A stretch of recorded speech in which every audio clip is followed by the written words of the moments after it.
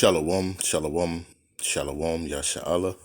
This your boy, Brother Shamu'Allah, back at you with another quick edifying video. Today's lesson is going to be called, No Man That Warreth Entangleth Himself with the Affairs of This Life. All right, first and foremost, I want to give all praises, honor, and glory. I want to say, Halal, Yahawah, Bahasham, Yahawashi, Bahasham, Rawchaa, Qadash. That's all praises to the Heavenly Father, whose name is Yahawah, and His only begotten Son's name, who you ignorantly call Jesus, whose name is Yahawashi, right? And the Holy Spirit, which is the Rawchaa Qadash.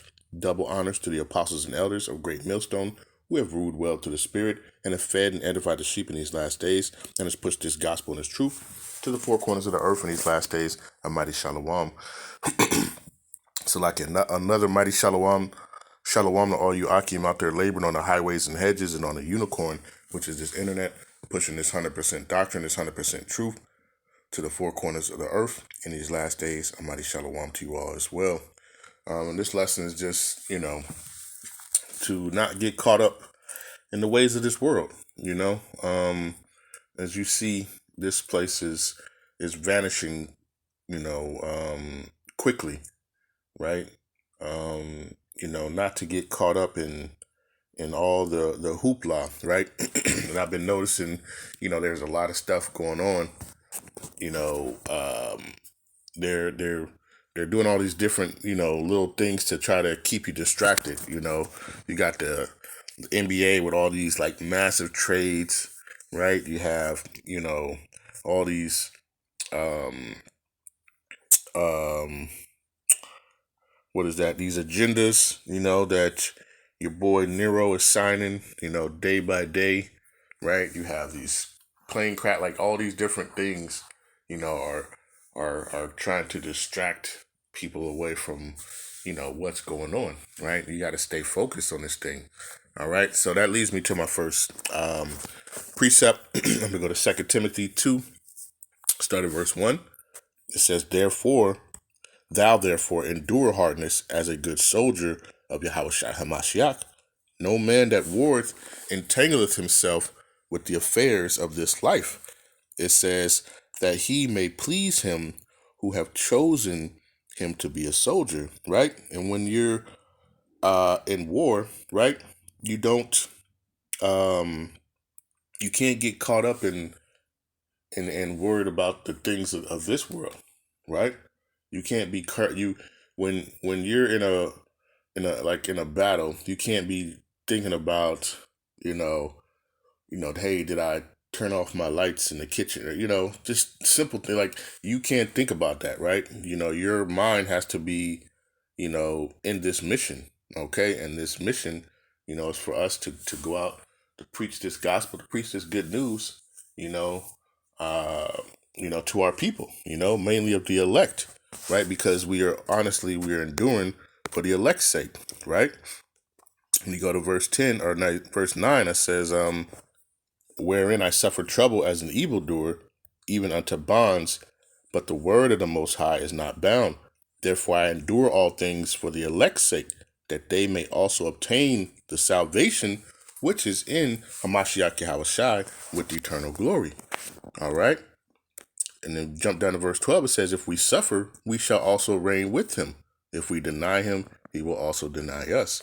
All right. So our job and our duty is to stay focused, to preach this word, to preach this gospel, right? In 100% truth and sincerity, right? In faith. All right. And to our best ability. All right. So, being caught up in the ways, and I've been reading Ecclesiastes, right?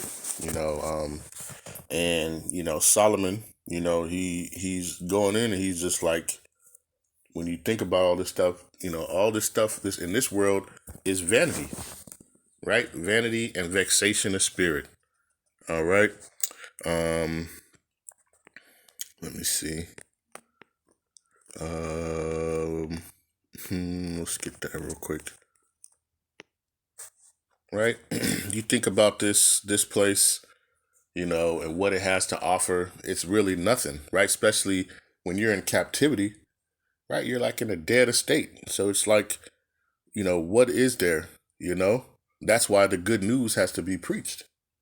All right. The good news is what, gets us, gives us hope in this dark estate, right?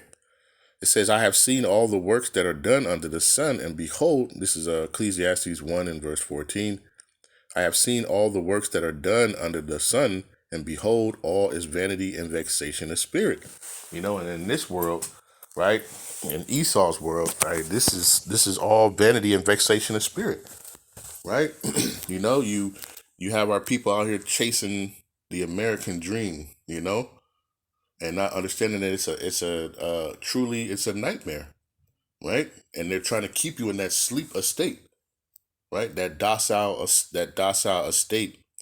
All right, because if you woke up, and actually see it for what it is, you see that it's all vanity and vexation of spirit, right? You're running around trying to chase money for what, right? Because ultimately, you're gonna have to go pay that back in taxes, and then you're gonna, like the Book of Haggai says, you're walking around with a bag full of money with holes in it, right? By the time you get home, you ain't gotta have money, right? You're chasing all this stuff for what, right? And then you get it, and you think that it's gonna fulfill you, and then you look at it, and you know, 2 more months they come out with something even better, and you're just like, damn, And now it's all vanity, vexation, and spirit. All right. um, and of course, we have to be in this world, right? And that's why Paul said, let's get that real quick. 1 Corinthians 7.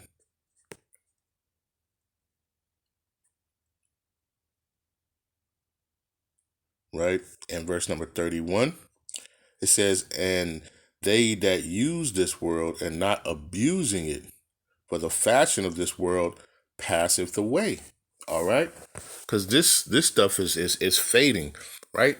And ultimately, if you're here in Babylon, you know that all this stuff is ultimately going to be burned with the fervent heat. All right? So why get yourself caught up in the things and the cares of this world? I always talk to the brethren and I say, man, you look at this place and the colors are not even vibrant anymore. Everything is dull and faded and waxed away. All right. What is that in Second Ezra? Let's get that real quick. Second Ezra, I believe 14.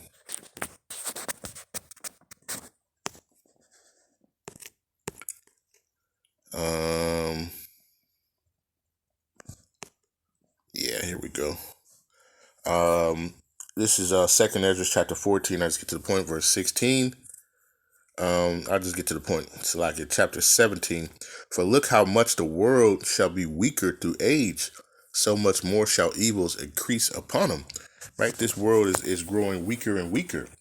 Right? The scriptures talk about how the earth mourns, because what?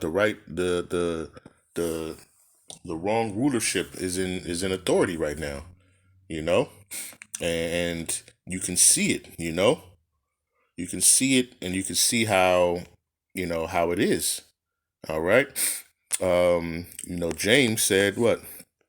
Go to the book of James chapter 4 and verse number 4. It says, ye adulterers and adulteress, know ye not that the friendship of the world is enmity with the Most High? Whosoever therefore will be a friend of this world is an enemy of the Most High. All right, because this world is nothing, man. Right? Remember, the earth is given to the hand of the wicked. This is a wicked world, right? And if you're friends with this world and then you're part of the wicked, right?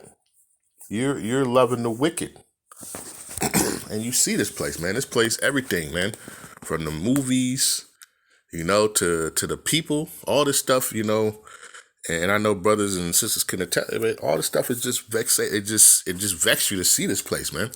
Right? To wake up in Babylon every day and to see the disgustingness, and the filthiness of this place, man.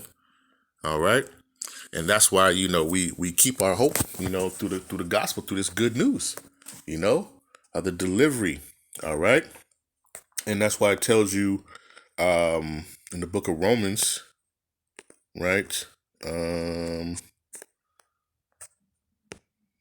Book of Romans 12, verse number 2, right? It says, and be not conformed to this world, but be transformed by the renewing of your mind, that ye may prove what is that good and acceptable and perfect will of the Most High. All right? Don't be conformed into this world. Don't be, just, a lot of people settle. You see, when you walk around and you see people, they basically just settle into this thing. They walking around, you got men walking around, well, happy wife, happy life, you know? Uh, it's just a whole, well, yeah, we're going to do this and then we're going to go. It's just, and it's all a routine. And you can tell that, inside people are just, are broken inside. They're not happy, right? You're not happy to be in this place, right? This place is just full of sorrow, lies, deceit, and it's just like an ongoing cycle. I liken it to a hamster in a hamster wheel, right? And you might have a hamster and he might be able to look outside and see, and he's out there, he's running his wheel, but yet he's going nowhere. He's going nowhere because of the false hopes, with that wheel, thinking that he's doing something, going somewhere. That's how people are in this world, and when you understand, truly that you're truly not even living in this world, right? And if you understand that, what Yahawashi told you, about, let's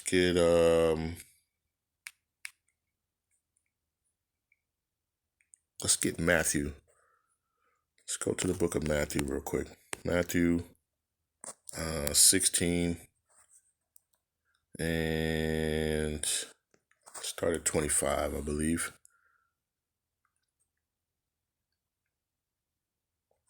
Let's start at verse number 24, right? It says, then said Yahawashi unto his disciples, if any man will come after me, let him deny himself and take up his cross and follow me. And when you realize that, the life in this world is pointless and meaningless, right? And you give it up, and and do the will of Yahawah Bahasham Shai, right? Because it's really not living, man. Right? You think about what your everyday thing consists of. You get up, right? You go to, if you got your, go to the plantation. You work hours at the plantation. You go home. You lock yourself back in your little, place of residence, right? Go back to eat, sleep, go back to sleep, or go to sleep, wake up, and it's an ongoing cycle every day, right? It says, for whosoever will save his life shall lose it, and whosoever will lose his life for my sake shall find it. All right. So it says, for what is a man profited if he shall gain the whole world and lose his own soul?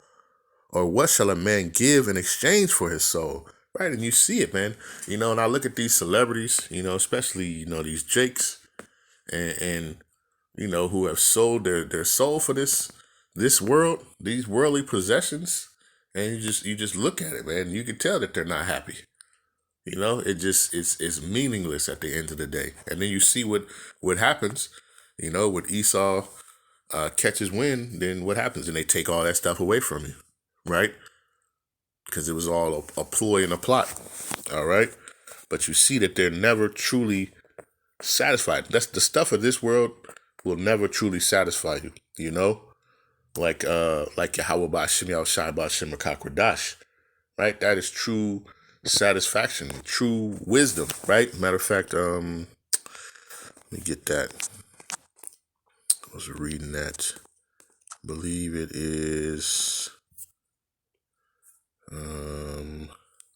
let's see. This is Ecclesiastes chapter 9, verse 18. It says, wisdom is better than weapons of war, but one sinner destroyeth much good, right? This wisdom, knowledge, and understanding is above rubies. The scriptures talk about it's above everything, even the weapons of this world, right? You think about, you got Jakes, who are in the truth, running around here with weapons and stuff. But this wisdom is far greater and more superior than that, right? You remember, it says the weapons of our warfare are not carnal, all right?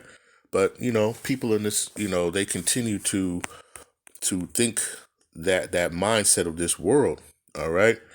And let me see. Let's see, Galatians. Here we go. This is Galatians chapter 4, and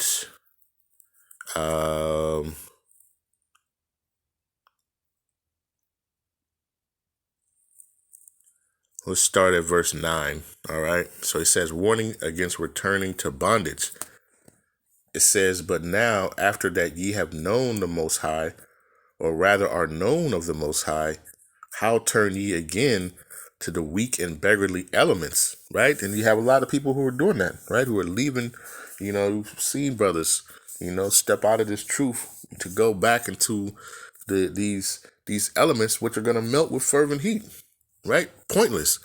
It says, whereunto ye desire again to be in bondage, right? So you want to put yourself right back into that spiritual, that spiritual bondage again, back into the ways of Esau's wicked world, right? Why, it says why. What is that? I think it's the next one. Galatians chapter 5, verse 1, it says, stand fast, therefore, in the liberty wherewith Hamashiach hath made us free, and be not entangled again with the yoke of bondage. You have people who literally would turn back, just like in the Matrix. I always kind of liken it like the guy in the Matrix who he saw reality for what it was. And what did he want to do? He wanted to get back into the computer program, right? Knowing that he wasn't eating real stuff, but he wanted to go back into the Matrix to eat a steak, to be rich, to do all that, right? It's meaningless and it's pointless, right? Understanding that all this stuff at the end of the day is gonna burn, right? Let's get that. 2 Peter chapter 3 and verse 10 says, but the day of Yahawashi will come as a thief in the night, in which the heavens shall pass away with a great noise, and the elements shall melt with fervent heat. It says, the earth also and the works that are therein shall be burned up. Seeing then that all these things shall be dissolved, what manner of person ought ye to be with all holy conversation and godliness, right? Knowing that all this stuff that you see right here in Babylon, people look, oh man, they got a Bugatti, or they got a range, whatever. Who cares at the end of the day, right? All this stuff is going to be burnt with a fervent heat. It's going to be dissolved, right? And knowing that, why are you caught up in the ways of this world?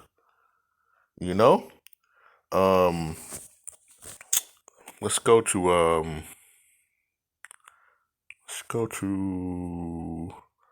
1 John 2. Let's see if we can get to the point, right? This is 1 John chapter 2, verse 15. It says, love not the world, neither the things that are in the world. If any man love the world, the love of the Father is not in him, right? For all that is in the world, the lust of the flesh, the lust of the eyes, and the pride of life is not of the Father, but of this world. And the world passeth away, and the lust thereof, but he that doeth the will of the Most High abideth forever. All right? So understand that.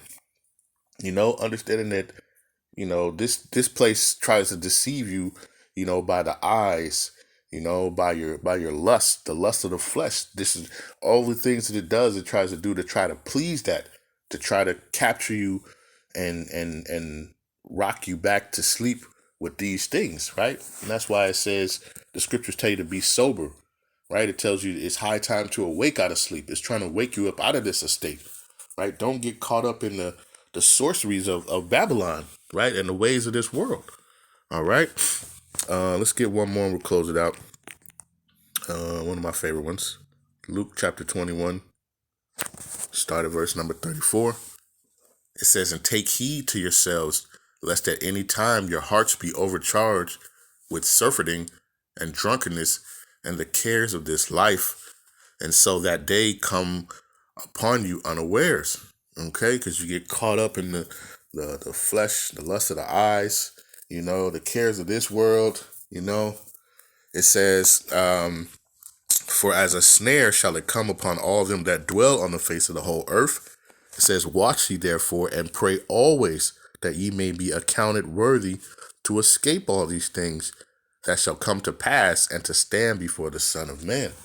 All right, and that's ultimately what we want to do. All right, and just separating ourselves from this world. Of course, we have to live in this world, but understand that none of this stuff is going to bring you happiness and joy, right? The good news is here in these scriptures that tells you, that there's something far better for us here soon, right? When Yahawashi returns. All right. And that's what we're looking forward to the return, of the only begotten Son, right? Yahawashi, right? When the Father Yahawah sends his Son Yahawashi to deliver the elect, and Lord's word, we're part of that number, right? And we continue to watch and pray, and pray that we're accounted worthy to be part of that, so that we may see, and witness this good news, So I just wanted to do this quick lesson. Lord's will, this was edifying, right? With that, I want to give all praises, honor, and glory. I want to say, Kol Halal Yahawah, Bahasham, Yahawashi, Bahasham, Rawchaa, Qadash, peace and blessings to the elect of the 12 tribes scattered abroad, a mighty shalom to the 144,000 men, and to the rest of the elect. Stay diligent, stay focused, keep enduring, right? And don't get caught up in the ways of this world, right? Knowing that this is a battle and you're in a war, don't entangle yourself, in things of the world, right? You gotta stay focused on this battle. All right, and with that, I want to say shalom.